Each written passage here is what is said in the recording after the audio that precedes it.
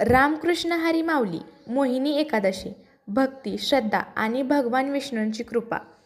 आजचा दिवस म्हणजे मोहिनी एकादशी. हा दिवस भगवान विष्णूंच्या मोहिनी अवताराशी संबंधित आहे आणि या एकादशीला खूप मोठं धार्मिक महत्त्व आहे.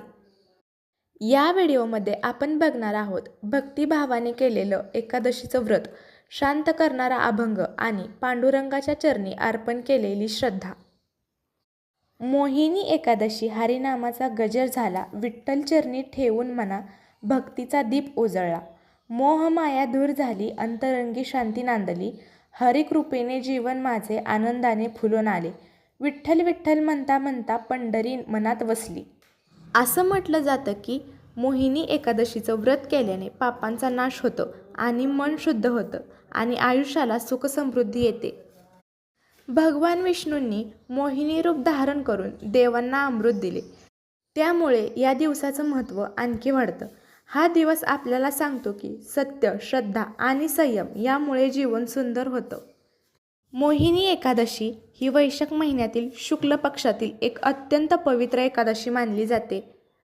मोहिनी एकादशीची एक पौराणिक कथा आहे. समुद्रमंथनाच्या वेळी देव आणि दानवांनी मिळून अमृत काढलं, पण अमृत कोणाला मिळणार यावरून वाद झाला. तेव्हा भगवान विष्णूंनी मोहिनी रूप धारण केले.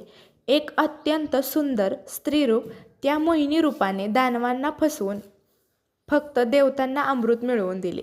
त्यामुळे देवतांचा विजय झाला आणि संसार धर्म टिकवून राहिला.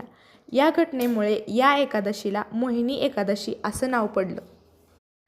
असं म्हटलं जातं की ही एकादशी केल्याने पूर्वजांच्या दोषातून मुक्ती मिळते आणि मोक्षाचा मार्ग सुकर होतो.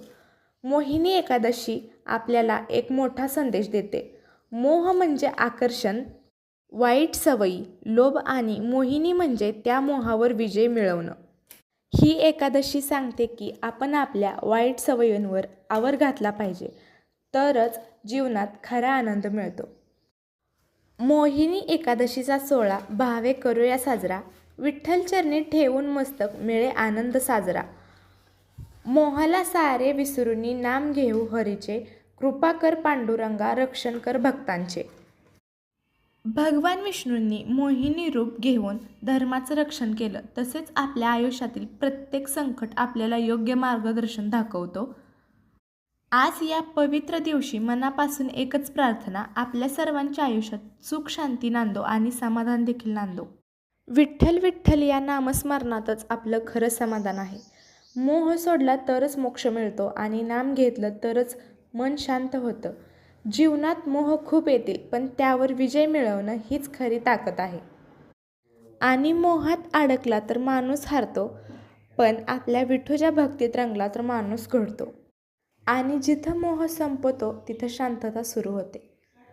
श्री विष्णूंचा अवतार म्हणजे आपल्या पंढरीचा पांडुरंग म्हणजे आपला विठुराया आहे. आणि अशी आहे ही मोहिनी एकादशीची कथा. आपले विठ्ठल आणि आपली रखुमाई आपल्या भक्तांसाठी कठेवर हात ठेवून उभे आहेत. लेकरांची सेवा केली सत्व आई, कसं पांग फेडू कसं हो उत्तराई.